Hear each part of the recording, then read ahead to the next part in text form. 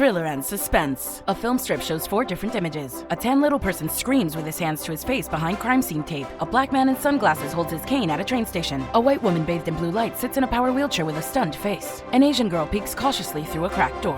The 11th annual Easter Seals Disability Film Challenge Award Show is about to start. Please take your seat.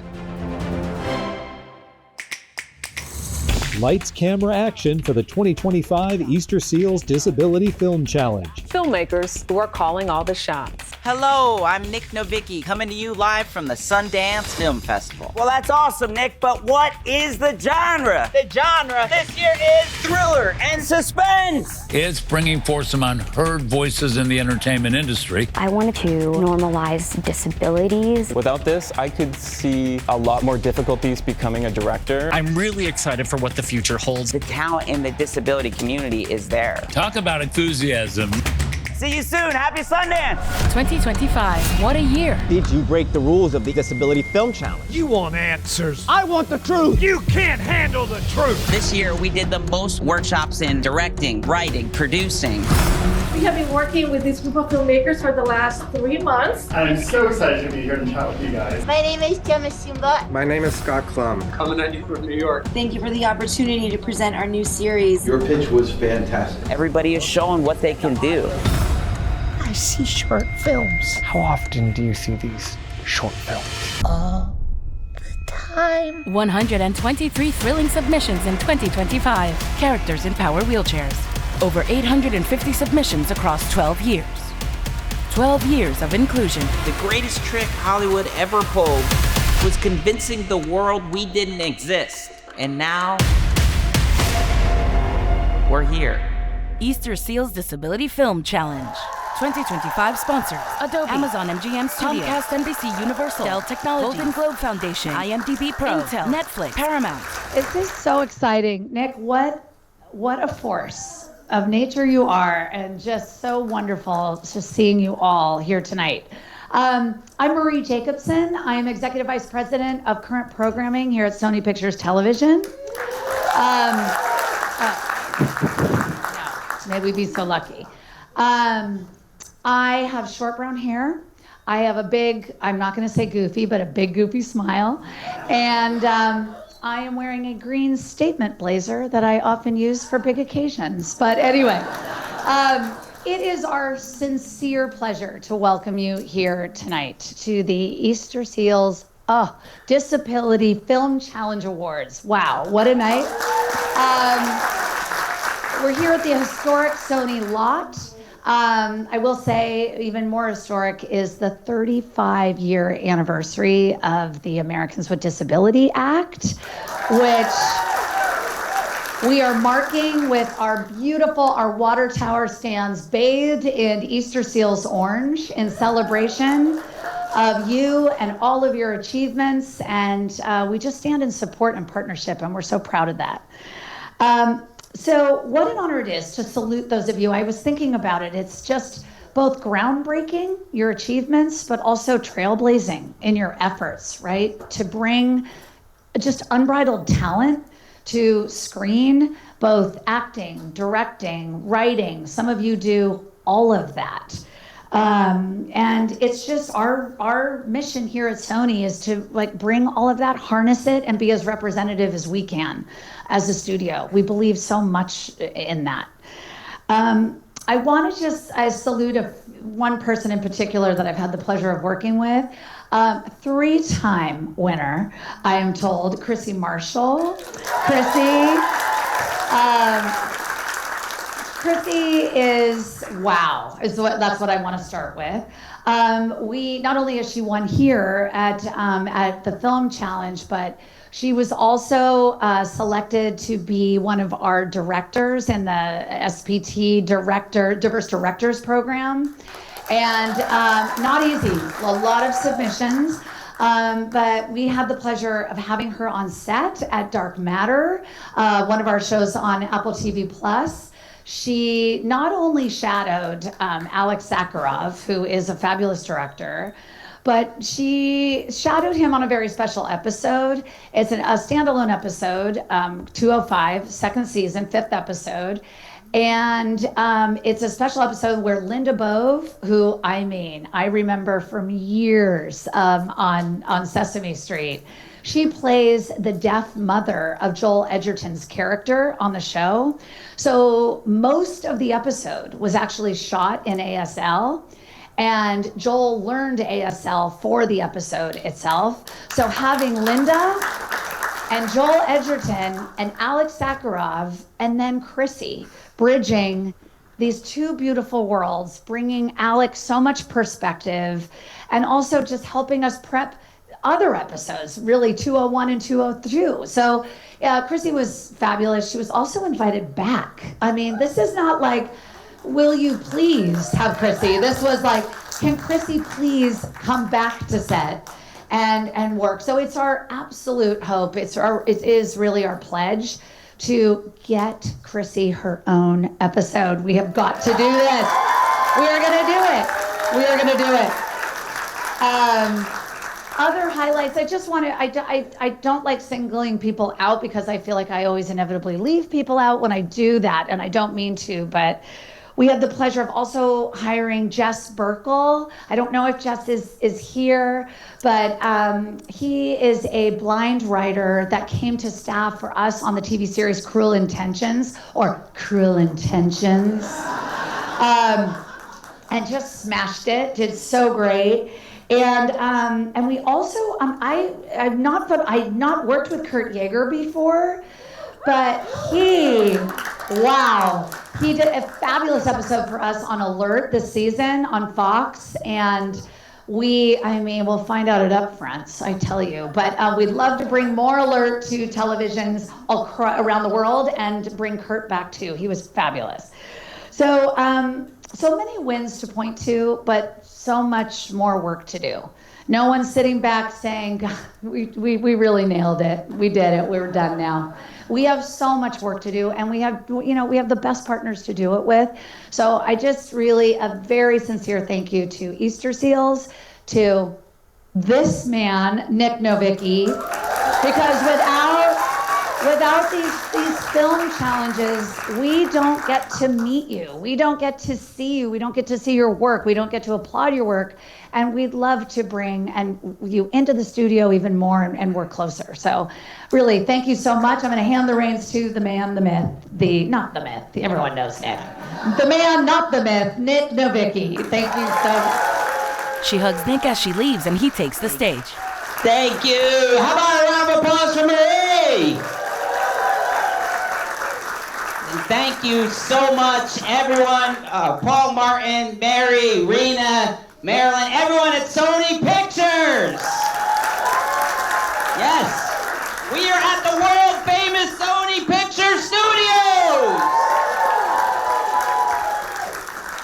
For those of you that don't know who I am, I'm Nick Novicki. I am the founder and director of the Easter Seals Disability Film Challenge. I'm also a proud Easter Seals board member. I have to announce that I am a little person. A lot of little people are getting CGI'd out, so no, I just found out there's a new movie. It's a biopic about Peter Dinklage. Tom Hanks is playing him. He flashes a sly grin. Tonight is all about celebrating disability inclusion. Yes. So the Film Challenge is an annual film competition that puts disability in the entertainment spotlight. We do year-round workshops, seminars, and we create networking opportunities for our participants. Most importantly, our work is leading to jobs. This year we had 123 films that were created from all over the world, and we have finalists that came in from all over the country. Yes, let's make them feel welcome. We also have virtual finalists that are turning in from all over the world right now, thanks to Microsoft Teams. Faces superimposed into virtual seats on screen. And if they hear their name on that big screen back there, they're gonna pop in, all right? Look at this, hey! Yeah, we got people, some of these finalists too are from other countries. We have a team from Australia, from Hypothetically the End, that was nominated. is actually 17 hours ahead, so it is tomorrow right there. How does it feel to be living in the future? 2 women on screen chuckle. All right, I guess good. Is it true that toilets flush backwards? Yes, it is. 1 nods. Now, how about we give them a round of applause and all the finalists? You know, this year we had the most international films we have ever had. The most. I mean, so many films from other countries. We've actually had Film Challenge participants reaching out to me and requesting Film Challenge tariffs. I was like, sure, but it's gonna cost you. I don't know if you guys are loving these t-shirts with the Easter Sales Disability Film Challenge logo. Well, you can take those home for 3 equal payments of $8.75. No, it is incredible how many amazing films we had this year. It was such an exciting year of workshops, and it was an exciting year for me too personally, because 3 months ago, my wife and I had our second child. So it is so exciting to, be here in the world. I'll be honest, this thriller and suspense genre that I announced a week before we had the baby, maybe not the best genre for a baby. I'm watching 120 suspenseful films with my baby in my hand like, I'm not scared, you're scared. But it was amazing. We actually, my wife and I had a hard time deciding what to name our baby, because my wife, her name is Teal. It is a unique name. She was named after the teal-winged duck. My name is Nick. It is a normal name. I was named after Saint Nick, as if my parents would know I'd end up in 9 Christmas movies. Shout out to Disney. Thank you for the Santa Buddies residuals. No, it is so amazing to be here. And there are so many incredible films that were made this year, so much talent. 12 years ago, it was my dream to create opportunities for people with disabilities to tell their own stories. And now, to date, we have 850 films that have been created from around the world. Disabled artists telling our own story, and most importantly, it's leading to jobs. Now, I want to share a little clip about our growing success stories. So without further ado. Snapshots of success, advancing disability representation, authenticity, and talent. I launched the Disability Film Challenge over the course of a weekend. Participants write, shoot, edit, and submit 3 to 5 minute films that have somebody with a disability in front of or behind the camera. Partnering with Easter Seals Southern California really took it to the next level. To date, we've had countless success stories, and ultimately we're changing the way people see disability in Hollywood. I wrote, produced, and created my own film, and it led to this amazing opportunity. We highly encourage you all to please participate in the Disability Film Challenge. This is how we find our talent. I've made huge connections with Academy Award-winning editors. I saw a short film starring Nicole Evans, and I knew that I wanted her to be in season 2 of Special. And she is. She's incredible. A producer from Disney saw the Disability Film Challenge documentary, and they reached out to me to direct an episode for Brie Larson's Growing Up. I have been so honored to participate twice in the Disability Film Challenge, and I am currently on season 6 of The Handmaid's Tale. I did my first Easter Seals Disability Film Challenge, which ended up winning Best Film, which ended up getting me my agent, which ended up letting me guest star on NBC New Amsterdam. We are making history. We are going to have the first ever disability loop group. Having a disability loop group opens up a whole new area that we can bring our talent to. Since my experience with the Loop Group at Sony, I've had some awesome opportunities to voice characters on shows like Universal Basic Guys, plus an animated show for kids of all ages coming out soon. And we are excited to share for the very first time to anybody in our upcoming Spider-Verse movie that we've cast Danielle Perez as Sun Spider. Miles? Hi. I'm a huge fan of your work. The industry is waking up to the value of authentically portraying characters with disabilities, and including more people with disabilities in roles, and specifically in roles that don't have to do with their disabilities.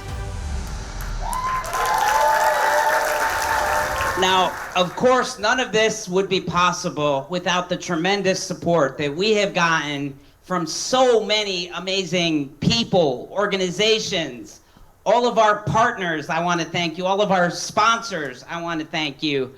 But I especially want to thank my beautiful wife, Teal, who has been there since day one, literally in the beginning, passing out sandwiches for our first workshop. And Gary Moore from Dell, you were there too at that workshop. So I want to thank you, and I want to thank this talented disability community, because you guys are the driving force that continues to move this forward. Now we are about to start announcing awards. Who's ready? But before we do, I want to point out that every one of the films you see tonight will have open audio description. So to learn about audio description and the team that created it, let's take a look at this clip. They step and bounce rhythmically, their hands gesticulating. Tiny, a black woman with... You're listening to a sample of audio description. That's describing what's taking place on screen or stage. During scenes with no dialogue or sound. Providing access to visual content for those who are blind or have low vision. Audio description was started by blind people for blind people. Today, more people are using AD. Truck drivers, runners, busy parents. Some report it helps understand emotional cues. And with the help of the Social Audio Description Collective, audio description is available for each of our finalist films. Nick dances, rocking his arms side to side. Okay, our first award of the night is our Best Director Award. Yes! That is presented by NBC Universal. And we have two cast members from the Academy Award-winning film Wicked. Yes. Please welcome Marissa Bodie, and she's also a Film Challenge participant, Cecily Collette Taylor. Marissa and Cecily take the stage in wheelchairs. A man runs up to give them each a microphone. They are mixed-race brown girls. Thank you, Nick. Congratulations to you all on such an incredible year of films. It fills my heart to see so much authentic representation and so many original stories. I know the value of this representation firsthand. Being cast in Wicked was a dream come true for me, truly. Working with our visionary director, John Chu, and with such a talented and welcoming group of artists, it was a truly magical experience. John accomplished what only a true great director can. He made every day on set feel like time with family. I couldn't help but grow a deep bond with my castmates, especially with my younger self. That's me. I love hanging out with you too, Marissa. The nominees are, for the Best Director, presented by NBC Universal, are Caught, Elisa Richards. Her prosthetic foot and then her other steps down onto a stone floor and out of view, followed by a pair of feet in men's shoes.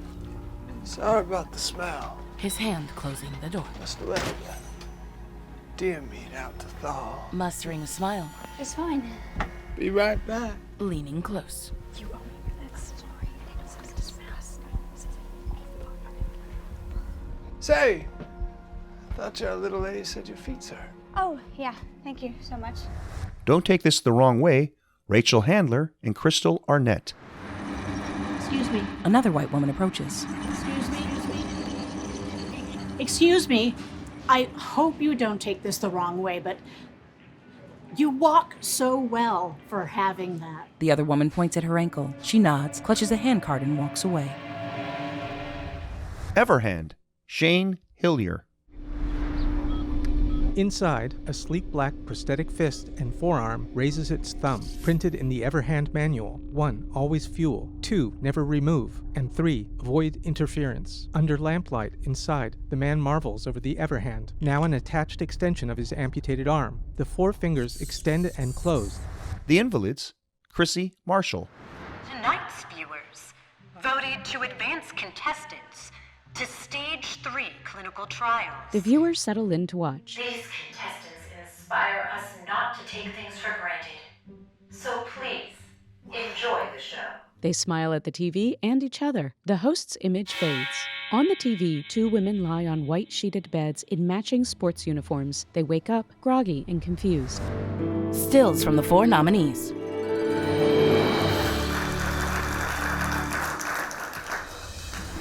And the award for Best Director goes to Shane Hillier-Everhand. Shane is a white man in gray suit, thick-rimmed glasses, mustache, and a mop of wavy hair on top, shorter on the sides.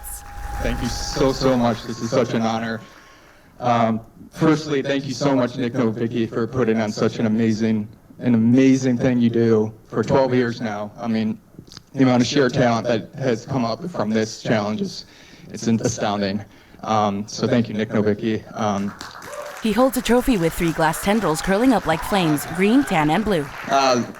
Working in the film industry with rheumatoid arthritis can be really challenging and uncomfortable, and it can be painful, but it's nights like these that make it worth it, being surrounded by so many talented people, artists, visionaries. I've met so many of you, and you guys are so inspiring, and the nominees, your films are so inspiring, and you know, you guys are the reason I continue to make movies, and seriously give a hand for yourself because you guys are so talented. I'm so honored to be in the room with you guys tonight.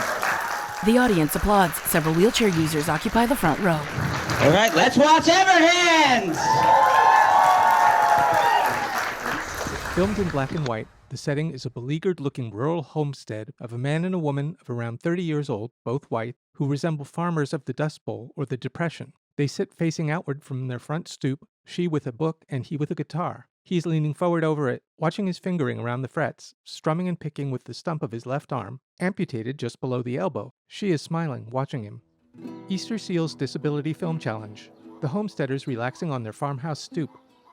Title: Everhand. The woman's attention returned to her book, but continuing to smile.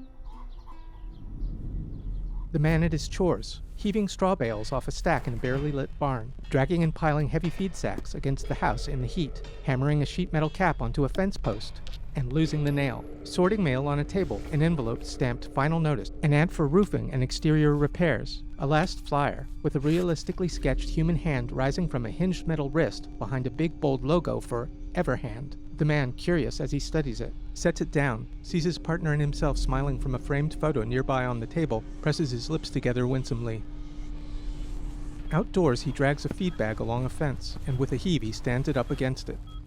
Rising from a squat, he looks over the fence into the adjacent enclosure, then abruptly turns about to see a man standing rigidly at a distance staring at him from a sheep field, wearing a dark suit and holding a silver briefcase.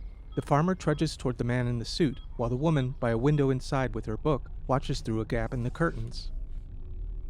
On the back of the suited man's neck, above the collar, a blocky microchip seems embedded in his flesh. In one fluid, sweeping gesture, he swings the silver briefcase in front of him, unlatches it, and presents it open to the homesteader, who stares agape at the contents. Inside, a sleek black prosthetic fist and forearm raises its thumb, printed in the Everhand manual. 1. Always fuel. 2. Never remove. And 3. Avoid interference. Under lamplight, inside, the man marvels over the Everhand, now an attached extension of his amputated arm. The 4 fingers extend and close as he watches, followed by the thumb. He smiles. The woman gazing down at a cutting board in the kitchen chopping vegetables. The man, across from her, sweeping the Everhand grandiosely through the air, whooshing through pursed lips. She notices and smiles. In an empty attic, the suited man cross-legged, the microchip in his neck, lighting up and blinking. The Everhanded farmer jauntily blows a harmonica. The Everhand fingers spasm. The woman winces, and the suited man's microchip blinks wildly. Gently steadying the woman's now bloodily gashed hand, one of the fingers of the Everhand rattles, and the gash closes. The man and woman stare at each other, their mouths open.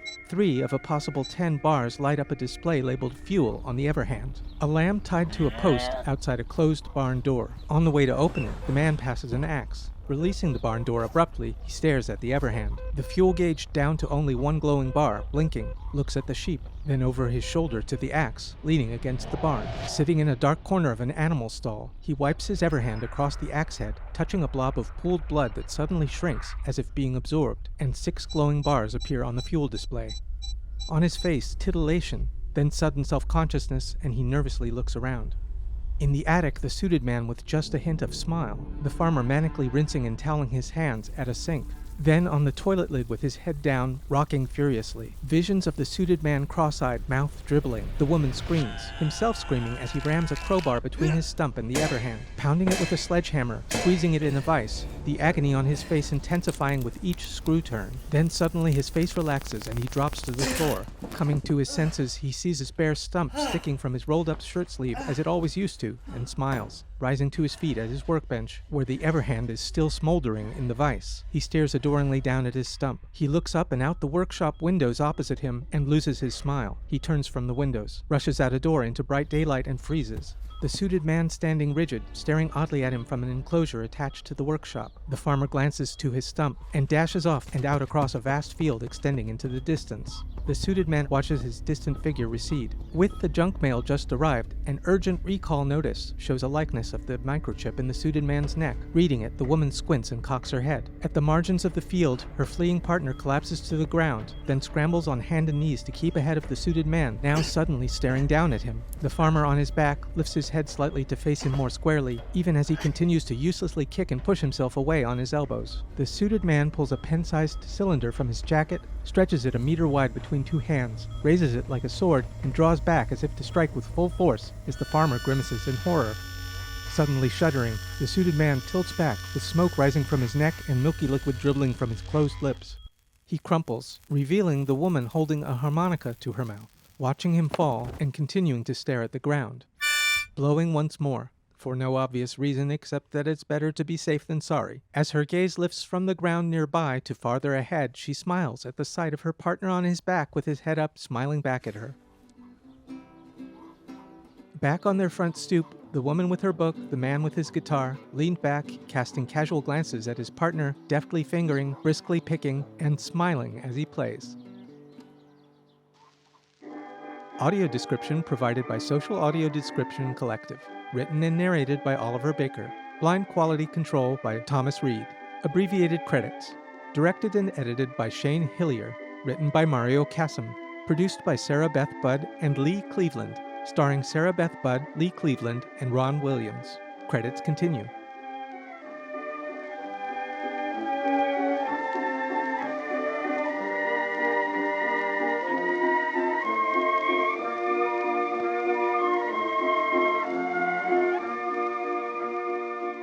No animals were harmed in the making of this film. This film was made for the Easter Seals Disability Film Challenge. Our next award is the Best Awareness Award presented by Amazon MGM Studios. Yes. And to help us announce that award and explain what it's all about, he is a Film Challenge alumni that you can see in movie theaters right now in The Accountant 2, Nick Sanchez. And she is the head of film production and development at Amazon MGM Studios, Julie Rappaport. Nick is a brown Mexican-American young man. Julie is a blonde white woman. Thanks, Nick. You know, 2 years ago, I made a film for the Easter Seals Disability Film Challenge that was spotted by casting directors and producers looking for an actor on the autism spectrum. That got me a role in The Accountant 2. He wears a wine red blazer and gray jeans. That's the good news. The bad news is now everybody wants me to do their taxes. Julie wears a cream-colored suit. All of us at Amazon MGM Studios are so proud of your work in The Accountant 2, and we're energized by all the filmmakers who have competed in this year's film challenge. The Best Awareness Award recognizes an EDFC film that has successfully reached a broad audience and advanced representation through social media or press coverage. Each honored film delivers a powerful message. The disability community can no longer be ignored. The nominees are... For Best Awareness, presented by Amazon MGM Studios. Emergency Plan, Anna Packman. Electricity will be back before we know it. Maybe downtown, but not up here. Extensive damage reported. How long did emergency services say they would take? I don't know, Jazz. They're probably getting calls from the whole city. You didn't ask? Aftershocks now expected to hit New York City by morning. I'll try again now. Eddie pulls up texts. You told him that we can't evacuate ourselves, right? Eddie looks away. Silent Control, Hope Baker. Sorry to interrupt, but we have to get back to the interrogation. So here's how it's going to go, Adam. You're going to get in there and you're going to shut this thing down and get a confession today, or else Sam takes over tomorrow. That's what I want. 2080, Stephen Charles Ching. Please, why me? Why you? What about why them? Their lives would have been so much easier if you were just normal. 6! The thread phrase as he pushes and pushes. 3, 2. No, stop! Come on, you're not even trying. Erased, Allison Friedman. You lied. She grabs his hands. Stop signing now. Stop signing now. Stop lying to me. Violation recorded. I don't care. They stole our language, and now he's stealing. She grabs his hands and struggles. He pushes her back. She rolls off the bed and runs out the door. He chases her down the stairs. Stills from the 4 nominees. And the winner is Anna Paquin, Emergency Plan.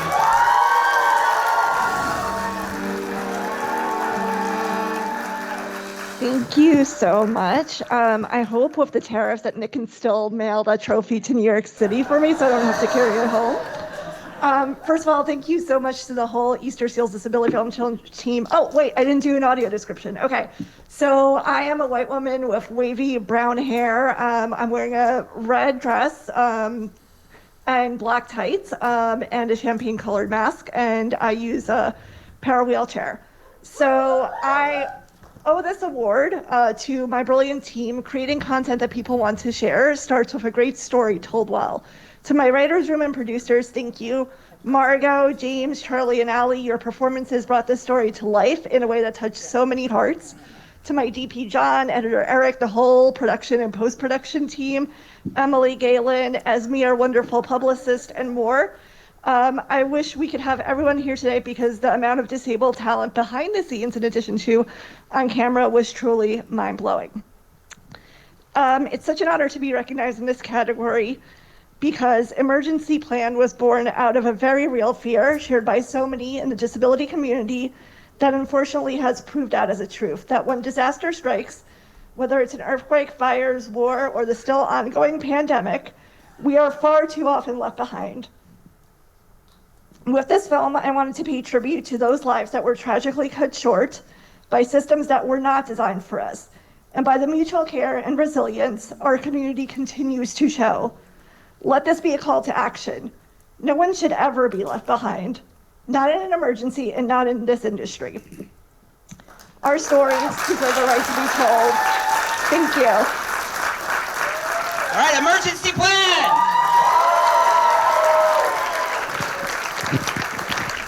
This film takes place in an apartment that has lost power. The living room and Riley's room are lit by emergency lamps. Riley, a young pale-skinned round-cheeked boy with brown hair, wears a blue t-shirt and blue jeans. Eddie, a lean brown-skinned man with a silver 5 o'clock shadow and close-cropped hair, wears a brown shirt. Jasmine, a pale-skinned woman sporting a bold red lip and shoulder-length hair, wears a brown hoodie. She uses a power wheelchair. The trio has a red and white battery-operated radio on which they receive updates. Easter Seals Disability Film Challenge. A young boy colors. Widespread blackouts. An evacuation alert across New York City. Jasmine rolls in. All the neighbors are gone. There's no elevator service. Only 33 floors down to safety. Is there anyone else we can call? I tried them all. Eddie shakes his head slightly, then looks down at his glowing phone. Eddie, what are you doing? We need to save every bit of phone battery. I'm just trying to see. Anyway, electricity will be back before we know it. Maybe downtown, but not up here. Extensive damage reported. How long did emergency services say they would take? I don't know, Jazz. They're probably getting calls from the whole city. You didn't ask? Aftershocks now expected to hit New York City by morning. I'll try again now. Eddie pulls up texts. You told them that we can't evacuate ourselves, right? Eddie looks away. I didn't believe. Scientists now say an aftershock will hit within the hour. Call again. Eddie tries. Maybe they'll still come. They promised this morning. No, Eddie. No, we are on our own. We have to be patient. The little boy, Riley, walks over to the woman, Jasmine, his brow furrowed. I'm scared. I know, baby. But we'll figure this out, okay? I promise. If you're still there, leave now. We don't have time to wait. We need to get Riley out now. Jasmine, we can't send him alone. He's only 7. Jasmine starts to speak, then stops herself, shaking her head. Tell me another way, Eddie. I don't want to go without you and Daddy. But baby, I need you to listen. Okay. You're gonna be so brave. You remember that time we took the boat? The place we got ice cream by the river? Yeah, I remember. Okay, good. You go there as fast as you can. And you look for the rescue fairies. But what's gonna happen to you? We'll be okay. Yeah. We'll be right behind you. Come on, Riley. Go get your coat. Jasmine's strained smile fades as Riley turns, obeying. Let's do this. Eddie rips batteries from their radio. Jasmine watches Riley pack, slack-jawed, frowning. Eddie shakes his head. Riley, lights off until you need it, okay? She hands him a flashlight. And if the light goes out, use these. Batteries. Whatever you do, you keep going, okay? And look for the helpers. I love you, okay? I love you too, Mommy. They embrace, Jasmine nestling her head in Riley's shoulder, holding back tears.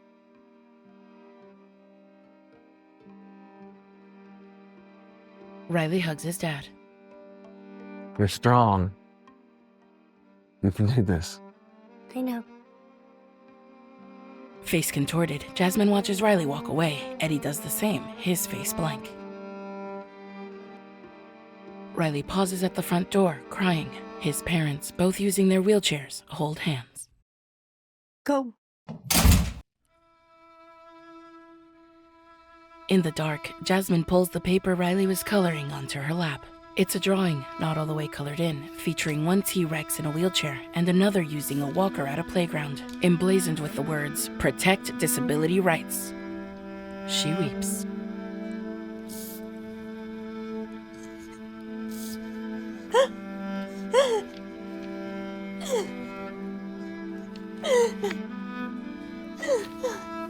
Eddie presses his forehead against her temple and takes her hand.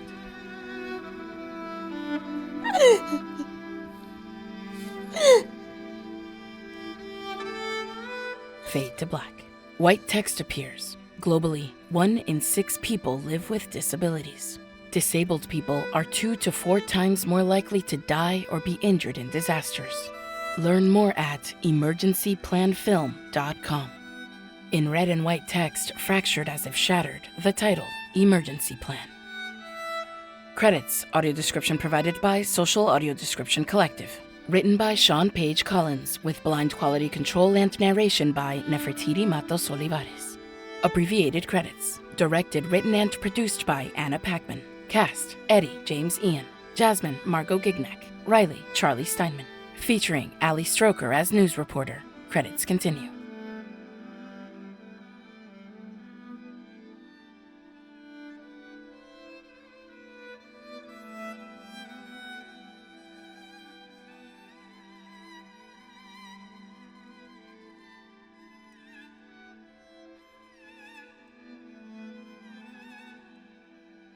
This film was made for the Easter Seals Disability Film Challenge.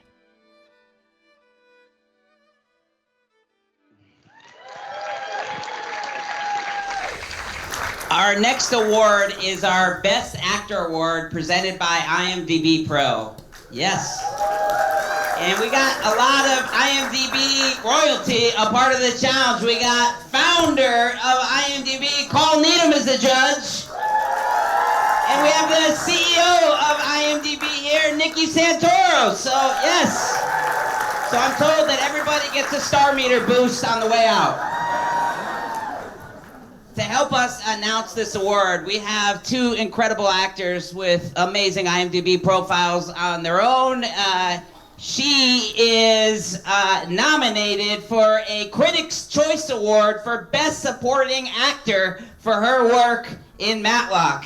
And you may know him from Desperate Housewives, John Tucker Must Die, Passions, Keep It Going for Sky P. Marshall and Jesse Metcalf. Sky P. Marshall is a black woman with glasses and long wavy hair. Jesse is a white man with short cropped hair. Thank you, Nick.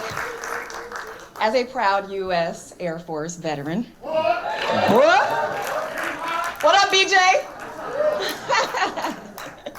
I'm thrilled to see so many fellow vets getting involved with the Film Challenge year after year.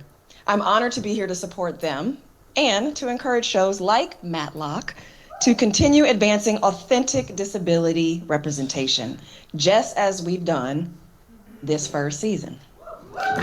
Very nice, very nice. This year, the Easter Seals Disability Film Challenge welcomed more than 120 submissions from all over the world, each led by some truly versatile and memorable performances. All of you should feel proud of the work that you've done. Now, many executives argue that films need a name actor to get a project made. But we all know that names are built gradually and only in tandem with opportunity and relationships. Relationships that could very well begin to develop tonight, thanks to several remarkable performances in the Film Challenge. And I would like to add to that, I was not a name when I booked Matlock, and I did not have an agent when I booked Matlock. Okay? She rocks side to side with a tense smile. Okay? These 4 Best Actor nominees demonstrate they're ready to stand or sit right alongside some of the biggest names in the business. And perhaps, if the right doors open, to develop into a name all on their own. The nominations for Best Actor presented by IMDb Pro are Day 21, Dashiell Meyer. He peeks around the corner and then makes a break for it. The SUV passes the shipping container. Dashiell is hiding against the container out of view. He looks at his phone lock screen of him holding a diploma with his family. He sits solemnly with his hands clasped, tears run down his dejected face. He holds his head. Hypothetically, the end. Nat Luna. But hypothetically, if it does. Hypothetically, Lifts his gaze to the ceiling. the power could cut out. Looks left and right. Will cars still work? Casts her eyes down. Will my chair still work? Straightens in his seat. We need food. Have we got any canned food? Should we fill up the bathtub? Should we get money out? There's just so much I want to achieve. I'm so young. You're so... Suddenly standing. I'm younger than you. By a week. Okay. The Deadline. Danny J. Gomez. I don't have any money. I don't want your money. I want you to keep driving. I'll take you anywhere. It's just... We're about to pass... Look, I have to get this footage over to our editor. We have a deadline. You are seriously trying to run an errand right now. No? He keeps a gun at Jeff's head. Yes. Do No Harm. Faye Kanefsky. We're all the same to you. Aren't we, Dr. Thomas? I don't. Dr. Matthew Thomas. Heather Greenberg. UPRC Hospital.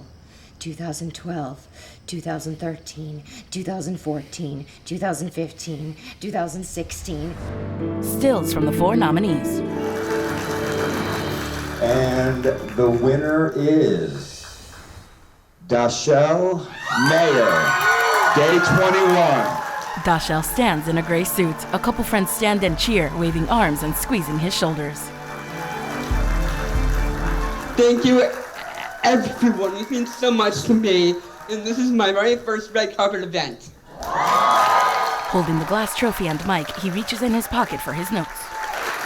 My name is Dashiell Meyer, and I have short brown hair, I'm white, and I have blue eyes, and I'm proud to have Down syndrome. Nobody can take that away from us. I just want to thank my family. Come on. Let's give it for them. And my amazing cast, Sophia Sanchez and Hamza Ghazi. Sophia and Hamza stand and bounce excitedly. And who can we... And I just want to thank all of the Easter Seals Disability Film Challenge, especially Nick.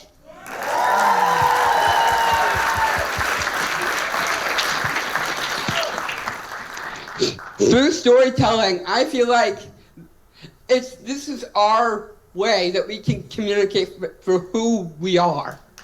And through storytelling, we can not only change people's perspectives, but also change the world. Because disability is our mark. It's our mark in history, in cinema history, and never stop making movies and telling people that disability is a gift. Thank you so much. He beams as Nick runs up to join him. Day 21! All main characters in Day 21 have trisomy 21 Down syndrome. All characters are white and there is a gray, fluffy cat. A young white man wakes up in a bed with a CPAP headset and a small bedside fan. Title, Day 21. In Batman boxers, he leaves the toilet and washes his hands. He splashes his face. He adjusts an accordion mirror and shaves some very light stubble. He strikes through Day 21 on a calendar. He pours steaming water into a teacup. He cracks an egg into a bowl, breaking the yolk. He fries it. He puts the last slice of bread from a bag into the toaster. He places the toast on a plate with the scrambled egg. With a fork and knife, he cuts the egg. He chews. He picks up his phone in a pink case and answers a FaceTime. Hey, Zach. What's up? How are you doing? I still have the house to myself. It's the same at my place. It's just quiet. Is it people like us? It's like we're the only ones left. Do you still have things you can cook? Peanut butter. Garlic bread. I think I'm gonna go to the store. It is dangerous out there. Joe went out 2 days ago. Haven't heard from him since. Don't leave from your house. It's okay, it's really close. I'll cut through the school. I'll call you later. Dashiell opens the fridge. Aside from several condiments, the fridge is almost bare. He opens the drawer to find a moldy cucumber. He digs a maraschino cherry from a jar. He opens the pantry door. It's also sparse. He pets his cat. I don't know what to tell you, girl. Oh, hey, Sophia. Hey, Dashiell. Do you still have the house to yourself? Yeah. Sophia hangs her head. Oh, look! There's Hanzai. Hey, man. What are you doing here? I'm thinking of restocking my shelves today. No, don't. Seriously. There's an SUV out there at my house. Wait, I don't know. Who it is? Did you see a person? No. There's just a black SUV that wasn't there yesterday. You should go check at your house. Dashiell heads to the front door and checks the peephole. Oh my god, there is an SUV. Wasn't there before? No, I thought we were the only ones left. Dashiell closes his eyes. What do they want with us? Do you think they're gonna test us? Like experiments or something? It wouldn't be the first time. You should never go out there. Okay, they'll call you later. See ya. Dashiell checks outside the back door and then runs to a gap in the fence. He peeks through and surveys the area. He pulls out another plank, squeezes through, and takes off. He grabs a branch and pulls himself into a short tree to get a hidden vantage point before turning the corner and continuing on. He runs a yellow-striped crosswalk looking both ways. The black SUV turns at the same intersection right behind him. Dashiell marches down a long covered walkway. He sneaks along with his back against the wall and peeks around the corner. He runs past dumpsters in an alley. He enters an automatic door. He peruses the well-lit, fully stocked abandoned aisles. He bags his food at the checkout. He leaves a 20 at the register. He stares out the front window. The SUV passes the store entrance. He sneaks out as soon as it passes and runs the other way. He crosses a park and sits at the base of a tree. Dashiell sees the SUV over his shoulder. He grabs the brown paper bag and takes off. He hops a chain link fence and then backs up to a derelict shipping container. He peeks around the corner and then makes a break for it. The SUV passes the shipping container. Dashiell is hiding against the container out of view. He looks at his phone lock screen of him holding a diploma with his family.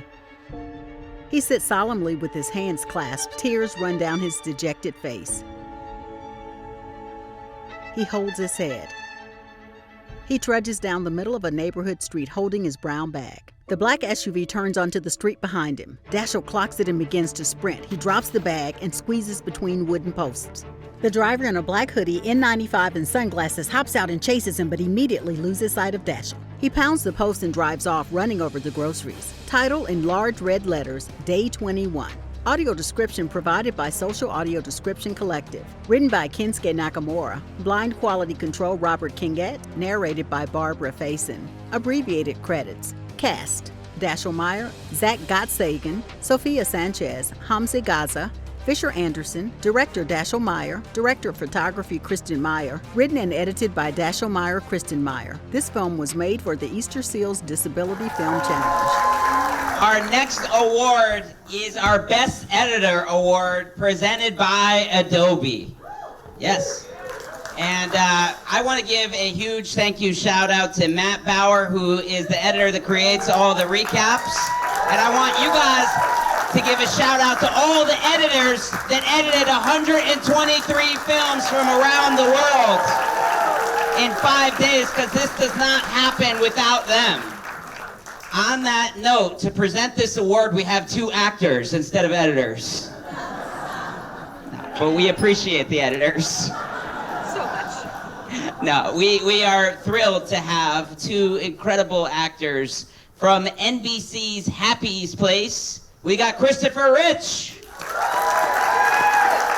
And she's a Film Challenge alumni, and she is on Netflix Pulse, Jessie Yates. We are proud of you. Jessie is white and pushes herself in a wheelchair. She has shaggy brown hair to her shoulder. Thanks, Nick.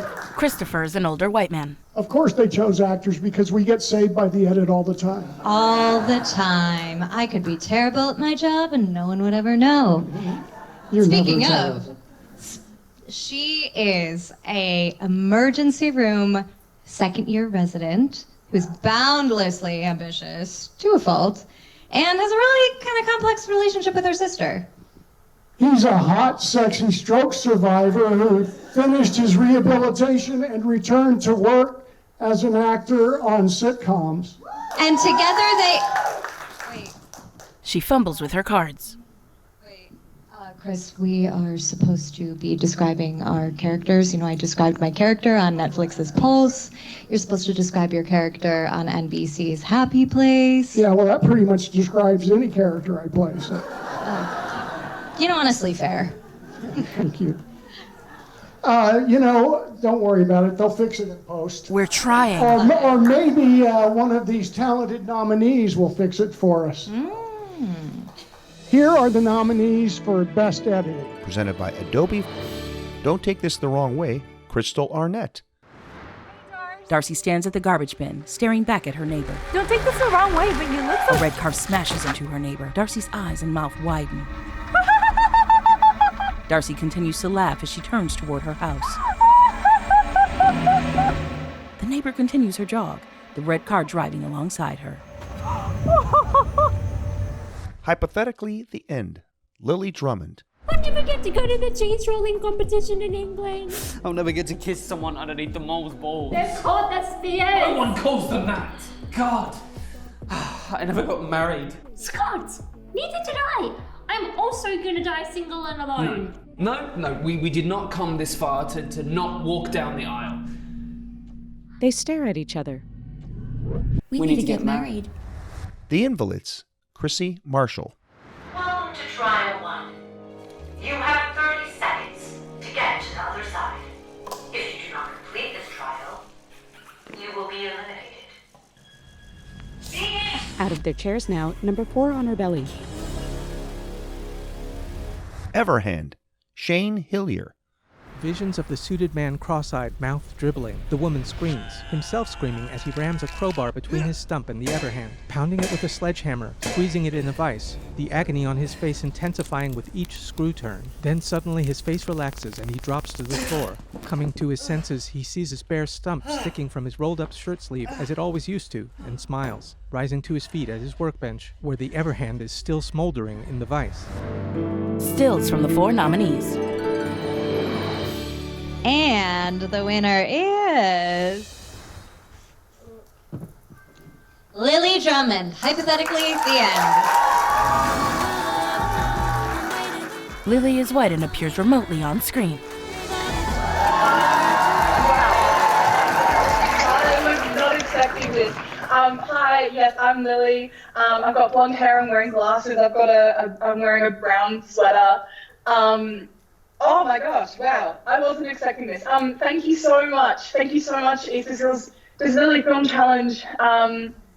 This is just such an incredible opportunity to highlight disabled filmmakers and writers and directors and editors and actors.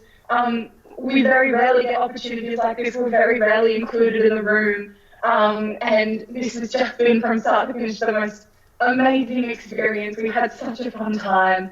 And I love being disabled. I love the community, the chosen family that has given me. It's given me a way of seeing the world that is so sharp and tender and deeply creative. I live with a rare neuromuscular condition, and I'm also autistic. And I just feel so lucky that I get to tell stories that reflect us and challenge our assumptions and create space where there is none. I'm very honoured. Thank you for giving us this opportunity to reflect our stories truthfully. Thank you. All right, hypothetically the end. Lily holds her mouth and waves gleefully. Scott and Monique are a young man and woman in their 20s, both white and straight-haired. Monique uses a power chair. The film opens in a dim living room trimmed with dangling strips of colored tinsel and balloons and with an analog clock on the wall. A small rotating disco ball lamp on a table projects colored spots around the room, which all together slowly orbit it. Dawn, a woman later popping up, is also white with long wavy hair tied back with a scarf. Easter Seals Disability Film Challenge. A disco mirror ball hangs from a ceiling in a dim room. Text, December 31st, 1999. I'm waiting, come and give it to me how I like it. A clock on the wall. Text, 5 minutes to midnight. Monique and Scott facing each other seated as a voice calls from out of view. Gotta watch the fireworks. See you when the world ends. Monique, slightly turned toward the voice. I love your sister. Sets down his drink. She's so dramatic. Slouching back in a Hawaiian shirt and a slim gold chain necklace. Monique in a lace neckline dress with a silver pendant. What if she's not though? Mon, we've been through this. Okay, it's not gonna happen. But hypothetically, if it does. Hypothetically, lifts his gaze to the ceiling. the power could cut out. Looks left and right. Will cars still work? Casts her eyes down. Will my chair still work? Straightens in his seat. We need food. Have we got any canned food? Should we fill up the bathtub? Should we get money out? There's just so much I want to achieve. I'm so young. You're so... Suddenly standing. I'm younger than you. By a week. Okay. The wall clock. Text, 4 minutes to midnight. Monique spinning. I never get to go to the cheese rolling competition in England. I'll never get to kiss someone underneath the mole's balls. They're called the spears. No one calls them that. God. I never got married. Scott, neither did I. I'm also gonna die single and alone. No, we did not come this far to not walk down the aisle. They stare at each other. We need to get married. The wall clock. Text, 3 minutes to midnight. Next, in the dimly lit kitchen. Who can marry us? I don't know, maybe we can get Dawn? She's a celebrant, right? Yep, yeah, but she's not my first choice. Well, show me the other options. She holds a pink flip phone open and to her ear. Both suddenly look toward the living room. Colored light spots drift along the walls. A snack bowl and their empty glasses rest on a nearby console table. Dawn pops up from behind. Hello, bride and groom. I brought the papers. How the hell did you get in my house? Have you been there that whole time? Drifts sideways out of view, then slides beside and begins playing with Monique's hair. Thank you for finally trusting me. The wise ones told me this day would come. Get off me. Can we hurry this up? We've got 2 minutes. There's a sense of urgency. Releasing Monique's hair. I thought you'd never ask. Next, the wall clock. Text 2 minutes to midnight. Then, beneath a white curtained arch, Dawn strikes and brushes a singing bowl held in her palm. Scott and Monique facing each other in front of her. We are gathered here today on the brink of a new world. Come on. Let's go. Come on. Okay. The power vested in me and Elvis Presley. What? I thought you were a celebrant. No. I did a marriage course in Vegas. Elvis taught me. What the hell is a marriage course? Elvis isn't even alive. Oh my God, I can't do this. Oh, I dated a priest. What? Yes, she did.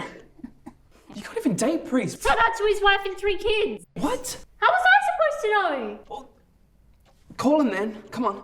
The wall clock and text 1 minute to midnight. Then beneath the arch, Monique on her flip phone. Hi. How are the kids? Scott takes the phone. We're in need of a marriage. Dawn takes it. You can speak through me. Let me be your vessel, O Holy Father. Let's begin, but make it quick. We have 30 seconds. Do you, Monique, take Scott to be your lawful... Yes! And do you, Scott, take Monique to be your... Yes. Love of my life, yep. Whizzing through. All right, you may now exchange vows. Scott and Monique clasp hands. I take you, Monique, to be my lawfully wedded wife. husband. The clock's hour and minute hands both point to 12. Hurry up! By the power vested in me, I now pronounce you husband and wife! Spreading her arms wide and grinning wildly, the couple leaning closer. This is it. See you on the other side. Monique shuts her eyes, and Scott does too. Dawn faces upward and excitedly scans the ceiling, mouth open. Take me! The clock's seconds hand just a few ticks from 12. A valenced wall lamp dims for an instant and resumes as before. Beneath the arch, Dawn still staring upward, Monique and Scott with their eyes still shut. Cautiously, they all start to look around. Dawn smiles. Oh, that's right. The world isn't ending today. Scott and Monique, stone-faced, turn to her. No, that'll be in 2012. What? Can I come to the honeymoon? As she stares impishly at the two of them, they look at each other. Title, hypothetically, The End. Audio description, Social Audio Description Collective. Writer, Oliver Baker. Blind quality control, Robert Kinguet. Narrator, Cheryl Green. Credits roll.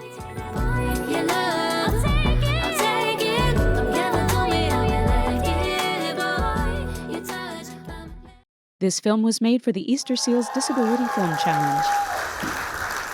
You know, the Film Challenge isn't just a once-a-year initiative we do. It is really a year-round program of disability community getting together. And this year, thanks to the support from Adobe, we have done the most creative workshops we've ever done to give you guys the tools to keep growing as artists. So let's take a look at all the incredible work we've been able to do thanks to Adobe. A montage of film production workshops. Thanks to Adobe, we've opened a grant application for previous Film Challenge winners to help educate and support with $25,000 production grants towards further developing their projects. Plus, we're offering $5,000 to this year's winners, as well as provide year-round workshops to everyone in directing, cinematography, post-production, writing, producing, improv comedy, marketing, and public relations. Workshop attendees applaud. Thank you, Adobe, for all your support. Okay, now here we go. Drum roll. No, we don't need that. But here are the 5 winners of the Easter Seals Disability Film Challenge alumni grant provided by Adobe. If you hear your name, come on down or come on in. Rachel Handler, how much am I worth? David Radcliffe, call the ADA. Joseph Keebler from New York, Adoptive. Brett Moline, Wrong Guy, and Aisha Singleton, Ghost Bay. Aisha, David, and Rachel take the stage. Brett joins by video. Give a round of applause to our grant winners.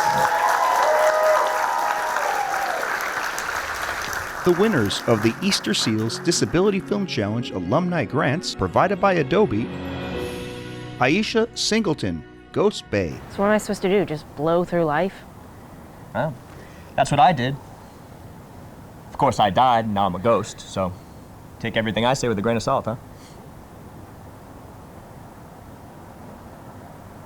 Of course I manifested myself a ghost bay. It's a bay. Brett Marlene. Wrong guy. This is different. These people think they know me. I'm a niche guy, am I not? Very niche. You wouldn't find me in a Target. Erewhon, for sure. And yet, these strangers still mistake me for probably some other disabled dude they knew from high school. I should start asking them for money.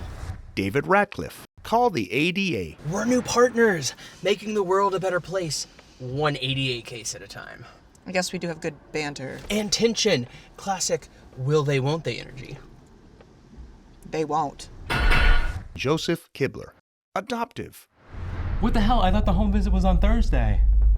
Honey, it is Thursday. What happened to Tuesday and Wednesday? What happened to Sunday and Monday? Why does this keep happening to us? Babe, we're not prepared to be evaluated as potential parents. We need to clean this place up. Well, we have about 20 minutes before our brains start leaking out of our ears, so... Abort the R&R. We need to flush our system. Rachel Handler. How much am I worth? I'm Rachel. I lost my leg in a car accident 8 years ago, and I just had a surgery a few months ago and got this bill in the mail right after I lost my job due to the pandemic. Apparently, they were my anesthesiologist. I didn't realize that I would have to choose between being awake for intensive leg surgery or paying my rent next month. Congratulations to all these projects, and also congratulations to all the incredible projects that applied, and all of you filmmakers that continue to further develop your Film Challenge films. We're going to see a lot from all of you. Now, the winners this year are going to get unbelievable prizes and mentor meetings, and to help us talk about that, please welcome, she was the winner of 2016 Best Actor Award, Diane Elizabeth Jordan. He won the Best Film Award last year, Lee Pugsley, and you may know her from Push Girls, and she's also created all the graphics you've seen. Mia Shakelitz! Hello, I am Diana Elizabeth Jordan. I'm an African-American woman. I'm wearing a long, multicolored blue dress from Amazon, and I have short, curly hair. Hi, I'm Mia Shakelitz, and I'm a white woman with long brown hair, and I'm wearing a black dress and a black blazer from Target, I think. And... Hi, I'm Lee Pugsley, and I am, I'm an Asian male, and I have a cane, and I'm wearing a bunch of gold and really flashy things, a pink sequin shirt, and red light-up shoes. Fancy. For me, one of the best things about winning the challenge was all the groupies I attracted. One of the second best things was all the prizes I received. I still use my Dell computer to send love letters to all my groupies. Let's take a moment and hear what some of the wonderful prizes this year's winners will receive. That's right, we have 2,000 grants to each winner. And from Adobe, we have 5,000 seed fund finishing grants. From Dell Technologies computers. IMDb Pro, 1-year memberships. Film Independent, 1-year memberships to Film Independent provided by the Golden Globe Foundation. A 1-year membership to Adobe Creative Cloud. And screenings at Academy qualifying festivals like Heartland Film and Holly Shorts. And also, mentorship meetings with entertainment industry executives and talents. Exactly what Mia said, and as if that prize package wasn't enough, each Film Challenge winner will benefit from receiving mentor meetings with really awesome heavy hitters in the industry that are going to help shape their career. And somewhere up here, actually, this doesn't really do me any good to look at this slide because I can't see it, but I can assure you that these mentors are awesome, and they include Paramount's Tiffany Smith and Wahoo, Sony's Stephen Odell, Universal's Karen Noble, Universal's Robert Baltazar, and last but not least, Netflix's Ivana Lombardi. So you guys are in for a treat. And also Stephen Odell, we have some marketing and distribution for Sony Pictures Releasing International. And we also want to give a huge thank you and shout out to our judges, all of whom have a respected voice in the disability and or media space. A 3x8 grid showing judges of varied race and gender. How about all these amazing prizes? I want to point out that I am not a judge. So if your film did not win, I was out there in the reception, or somebody was like, hey, here's what I'm going to do with my grant money. I was like, all right, I'm going to put my family in the witness protection. That's a warning. If I go, it's going to be somebody with a disability that did it. All right, thank you. Are you guys ready? We got our next award is our Best Writer Award presented by Netflix. And to help us present this award, we have an amazing guy. He is the creator, executive producer, and showrunner of a ton of TV shows, of which he's won a Primetime Emmy. His work includes My Name is Earl, Yes Dear, Raising Hope, a lot of different TV shows, and he also served as somebody that gave advice to last year's grant winners. Please give a warm round of applause to Greg Garcia. Greg is a white man. All right, thank you, Nick. I'm wearing a blue suit, I have a beard, and a gorgeous full head of hair. Nope, he's bald. With 123 films, there was a lot of great writing this year. And if there's one thing I know about my fellow writers, no matter who they are, we all have one thing in common. We hate writing. We love being done. We love being done. There's nothing better than a finished script, but you have to write it, and the writing is very, very hard. And that's not to say that the other jobs aren't hard. You know, acting, directing, costume, set design, everything on the crew is important. And it's hard. But all those people get handed a script when they begin that they can use as instructions. All the writer gets when they begin is a wall to bang their head against. They have to conceive and design an entire world all from scratch. They create people like God does. And I'm not saying that the writers are God, but I think that he would even have to begrudgingly agree there are some similarities. So before I get struck down by lightning, the finalists for the best writing presented by Netflix are... Band, Aaron Newmeyer. You guys are home early. What's happening? Jade's in big trouble. The counselor had to call me and sneak her out so I could pick her up. All I said was disability. Why can't I say that? Epilepsy is a disability. One of the kids videoed it and put it on social media. It's on the new banned word list. Come on, it's stupid. Don't take this the wrong way. Rachel Handler. Forgive me for asking, but what happened to you? Darcy slashes the woman's throat. Blood pours into the woman's hand. Darcy grabs a can of baked beans from the shelf and exits. Hypothetically, the end. Lily Drummond and Nat Luna. Who can marry us? I don't know. Maybe we can get Dawn. She's a celebrant, right? Yep, yeah, but she's not my first choice. Well, show me the other options. She holds a pink flip phone open and to her ear. Both suddenly look toward the living room. Colored light spots drift along the walls. A snack bowl and their empty glasses rest on a nearby console table. Dawn pops up from behind. Hello, bride and groom. I brought the papers. We'll meet again. Steve Way and Danny Kurtzman. Can't picture my life without you, Lucy. A feeling I've been getting, I think it's one of those good different feelings. He's wandered over to the dining room. Staring at his phone, he cocks his head and side-eyes it. It feels really good to me too, Jeremy. His eyes roll back and he smiles. It does, huh? But I have to ask. Anything. How would that work? He rolls past the breakfast bar. What do you mean? stills from the 4 nominees. The winner is Steve Way and Danny Kurtzman will meet again. Steve behind me? They are both white. Steve is on screen with glasses and a breathing device. I love you. Wow. Shaking everywhere. I'm Danny. I am sitting in a powered scooter. I'm wearing black on black on black with a black hat that says the Aries all over it, and shaking because this is just so special. It's so special because I got to do it with my best friend, Steve.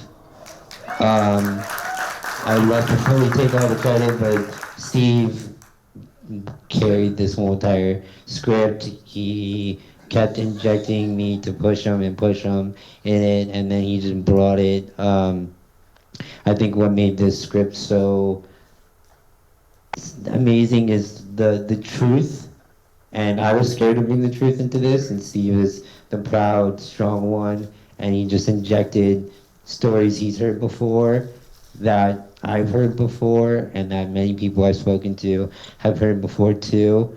And I think the biggest thing I can say to everybody who has seen this is that none of those are true. None of those are true. Honestly, like all those things that society continually tells us we are and that we can't be and that we don't matter, all that is not true. And I want to thank Nick and Easter Seals. It's things like this that is going to help us rewrite that story, what it means to be disabled. And yeah, just so honored. So yeah, Steve. This is an honor. Thank you, Nick, for all this. 10 years ago, I won Best Actor and Best Writer with my brother, Danny. So special. I could not. I've done this without him. Constantly pushing me to be better, to get the best out of this. We're going to be there. I'm going to get LA next week. So let's party. Let's go. Let's go. All right, here we go. Let's roll the film. Jeremy is a very skinny red-headed white man with big brown eyes and a full but trim beard whose face is very still. He wears a black ball cap and his white shirt hangs loose over him. It's night and his modern minimalist home is dimly lit. A few candles flicker in the kitchen. Easter Seals Disability Film Challenge. Jeremy sits in his spacious living room watching TV seated in his mobility scooter. A phone is mounted to the scooter handles. On the display, Lucy. He inches his right hand over to swipe to answer. Hi. Hey, Jeremy. How was your day? It's definitely going better now. Did you miss me? It's only been 2 weeks, Jeremy. What?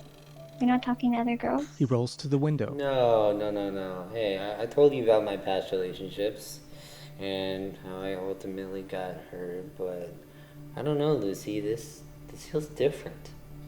I hope you feel safe with me. Of course I do. But you know when I feel the most safe, right? Tell me. He casts his gaze down. When you sing to me. You want me to sing you our song? Right now? Please? We'll meet again. Don't know where, don't know when, but I know we'll meet again.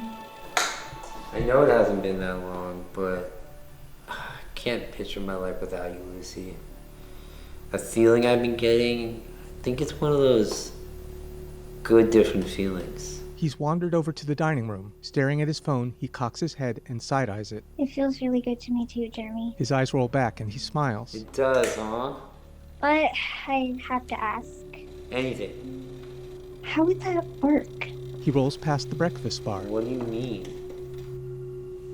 Like, how would you kiss me at the altar? His eyes dart back and forth. He tilts his head, mouth open and slack.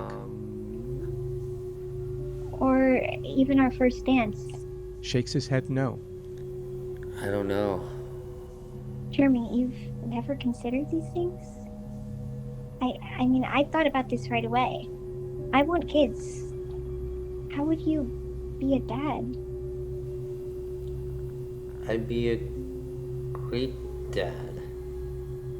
Are you going to get out of bed at 2 a.m. and heat up a bottle or change a diaper? I mean, can I even leave you alone with a baby? Am I supposed to take care of a baby and you? No. And I have needs too. I'd have to do all the work. We can't even do doggy style. Would you be okay if I did that with other guys? Shakes his head again. I never... Maybe you're just not ready for this. His eyes are locked on the phone. I'm ready for this. Lucy, we can work this out together. Maybe you're someone who's not supposed to be in a relationship. He frowns, staring ahead blankly. I deserve love too. Maybe you should end it. He almost blinks. His chin begins to quiver. Wait, you want to stop talking already? I mean your life. Do you really want to be alone forever? That's a long time. You could stop the misery now. You'd be doing yourself a huge favor. I'd hate to see someone lead you on only to disappoint you and break your heart. I'm saying all this because I love you. He rolls his eyes. You'll never get the opportunity to have someone who deeply cares about you be with you at the end. And Jeremy? His head is bowed. Yeah. I'm here with you. He swallows hard, then heads to a kitchen drawer holding cutlery and a gleaming chef knife. We'll meet again. Don't know where. A security camera high on the wall. Don't know when, but I know we'll meet again. Some sunny day. In a pitch-black, tiny room, a skinny white man in a wheelchair with glasses and breathing tube on his nose watches a monitor with the view from the security camera and an app called Voice Modifier. He looks up, away from his monitor. Cut to black. People with disabilities often face harmful stereotypes and untrue narratives. If you're struggling or feeling overwhelmed, please know you're not alone. Your story matters, and there is strength in seeking help. The 988 Suicide and Crisis Lifeline is available 24/7 for confidential support. You can call or text 988 or chat online at 988lifeline.org. Title: We'll Meet Again. Audio description: Social Audio Description Collective. Writer: Cheryl Green. Blind Quality Control: Robert Kinget. Narrator: Oliver Baker. Abbreviated credits: Directed by Manuel Aaron Gonzalez. Written by Steve Way and Danny Kurtzman. Produced by Steve, Danny, and Manuel. Starring Danny Kurtzman as Jeremy, Steve Way as Steve, and Noelle Gazelle as Lucy. Composer Eric Hawk. This film was made for the Easter Seals Disability Film Challenge. Congratulations, Danny and Steve. I'd also like to point out that our 6-year-old presenter is home and in bed right now. No, this was an incredible film, and I am truly humbled and honored with all the incredible participants that have taken part in this year's challenge. 123 projects from around the world. These are actors telling their own stories, and it's grown year after year, and there's so many people to thank. We have so many incredible partners and sponsors. And to help us thank those sponsors and partners, I would like to introduce from the Board of Directors of Easter Seals, Southern California, Linnell Davis, and the Chief Advancement Officer, Nancy Weintraub. Linnell is a black woman with wavy brown hair to her shoulders in a purple flowery dress. Thank you, Nick. Congratulations on 12 incredible years of impact. As the leading disability service provider in the country, our mission is to change the world, how the world defines and views disability. Easter Seals has been committed to this for over 100 years. Representing our board of directors, and I guess that means you too, Nick, I could not be more excited to see the entertainment industry's progress towards being more inclusive of the disability community. Together, we are making positive strides. Nancy is a short white woman with wavy neck-length red hair and a cream flowery dress with matching shawl. I'm so excited to be back here at Sony, and thank you again, Sony, for hosting us today. We're celebrating 12 years. 12 years! So Nick, can you believe we're at 12 years? It's amazing. We've started working together in 2017, and we have seen so much success, and we've just hit a lot of our shared goals together, and it's been incredible, with Marie's remarks right at the beginning, to the success stories reel, to all of the amazing talent that's in the room today. We're seeing strides being made with disability representation in film and television. So I'm just really excited. A lot of that, though, like Nick said, wouldn't be possible without some incredible partners. And so I would like to take a moment to voice our appreciation for all of our Easter Seals Disability Film Challenge sponsors. Their support really is critical in breaking down barriers, changing perceptions, and increasing authentic representation.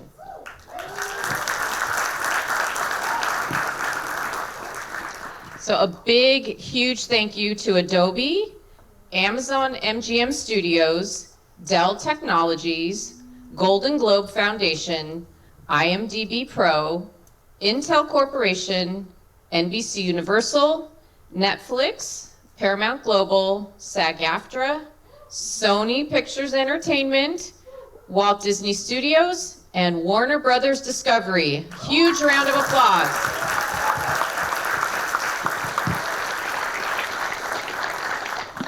And we have several other really amazing entertainment partners, which you will see up here. There they are. Let's have another round of applause for all of our entertainment partners. OFTA, CSA, Film Independent, Heartland Film, Holly Shorts Film Festival. All right. Thank you. Come on. We are up to our last award of the night. Who's ready? It is our Best Film Award presented by Sony Pictures Entertainment. And to help us present this award, he has somebody that has actually been a part of the challenge since the beginning, when he served as a mentor and helped the challenge grow in a major way in year 2. He is a true disability ally. He is an Oscar-winning writer, director, producer, from some of the most iconic films ever, including Dumb and Dumber, Something About Mary, Green Book, and the list goes on. Without further ado, the one, the only, Peter Fairley! Peter is a tall white man with gray wavy hair and goatee. Thank you. Thank you so much. I appreciate it. This is my favorite night of the year. Love this. Thanks for having me again, Nick.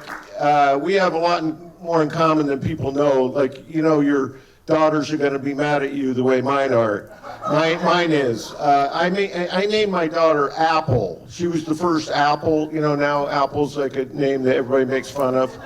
And she was a baby when we made Shallow Hal with Gwyneth, and Gwyneth named hers and then just destroyed the whole Apple thing. And Nick named both his kids after his daughters after dogs. Marley, the first one, right? And Spot, the second one, which is kind of absurd. The second one, believe it or not, is Rose, which isn't traditionally a dog name, except they have a dog named Rose. And yet just said, fuck it, we like the name. Let's go with it. So they have 2 Roses. I admire that. Really good. This really is my favorite night of the year. I'm not kidding you. I look forward to this so much. I have gotten so much talent out of this night over the years. There's so many people, and tonight, just again, seeing the group of people that are doing this, like just right there, that performance, that is like crazy. Steve, yeah. Danny, I'm sorry, Danny, that is like that was chilling. I mean, that was just so intense. And I love the way that was filmed, just right in your face. It was all there. They hardly moved the camera. It was just fantastic. And Dashel, I mean, and the whole Dashel crew. I mean, that posse is incredible. But no, it was really moving. And over the years, like I've hired a lot of people out of here. I come. People say, "Where are you coming?" I said, "Looking for talent," you know. And I am. And I ask casting agents to come and agents, because it's a sad fact that this is the best place in the world to find disability talent today. It should be everywhere, but you turned it into that, and it makes me so happy to be here. Let me see. The first year we were here, there were 5 films, right? Just five people sent their movies in, and since then there have been 850, and it just keeps getting better and better and better. And it all comes down to Nick Novicki. It really, it's an unbelievable thing what he's created here, and you're a big hand, standing ovation, if you can, for Nick Novicki, please. Yes. Those who can stand and clap. Yeah. Thank you. Some sign applause. He deserves it. And by the way, I forgot. I'm sorry. I'm a white guy, aging quickly. I have like a light blue coat on that looks like I'm from the South or something, but I'm not. So without further ado, I think we should get into the Best Picture. The nominations for Best Film, presented by Sony Pictures Entertainment, are Everhand, Lee Cleveland. One of the fingers of the Everhand rattles, and the gash closes. The man and woman stare at each other, their mouths open. 3 of a possible 10 bars light up a display labeled Fuel on the Everhand. A lamb tied to a post outside a closed barn door. On the way to open it, the man passes an axe. Releasing the barn door abruptly, he stares at the Everhand. The fuel gauge down to only 1 glowing bar, blinking, looks at the sheep, then over his shoulder to the axe. The Invalids, Patrick Iveson. Rock, paper, scissors. Whoever wins gets to go on. The doctor's huge smiles don't fade. They each bring up 2 fingers to touch their right cheeks. She glances over to number 4. Hypothetically, the end. Lily Drummond. I take you, Monique, to be my lawfully wedded wife. The clock's hour and minute hands both point to 12. Hurry up! By the power vested in me, I now pronounce you husband and wife! Spreading her arms wide and grinning wildly, the couple leaning closer. This is it. See you on the other side. Monique shuts her eyes, and Scott does too. Dawn faces upward and excitedly scans the ceiling, mouth open. Take me! The clock's seconds hand just a few ticks from 12. Killed it. Marissa Hamamoto. Mariko takes a deep breath, her eyes wet with tears. Mariko, you don't know how to listen. Young Mariko gracefully raises and lowers her left arm in a ballet studio. There are many talented performers. It's the ones that take direction that make it. Back at the audition, Mariko forces a smile and slowly nods. Stills from the 4 nominees. The winner is Lee Cleveland, Everhand.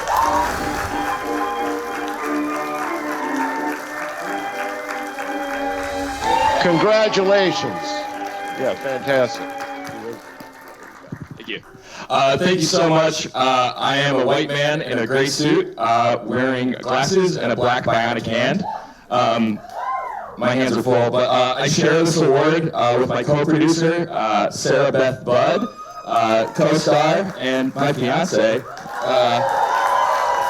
She couldn't be here tonight, so I brought her headshot. He holds a cutout portrait of a white woman with brown hair.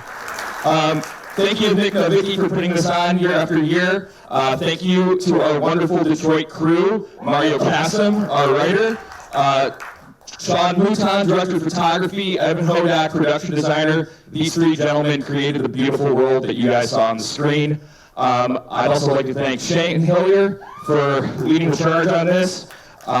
Thank you to our peers in the Detroit production community that donated their time and their talents and their gear to make this possible. Joe Vargo, Graham Stracham at Scotia Lighting for the grip truck, and thank you to Vision Bridge Media, Don Walker, Diane Walker for the camera package.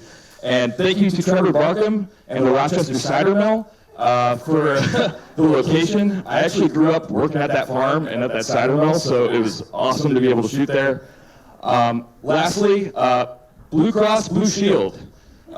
If you saw our film, I did not actually hit my prosthetic hand with a hammer.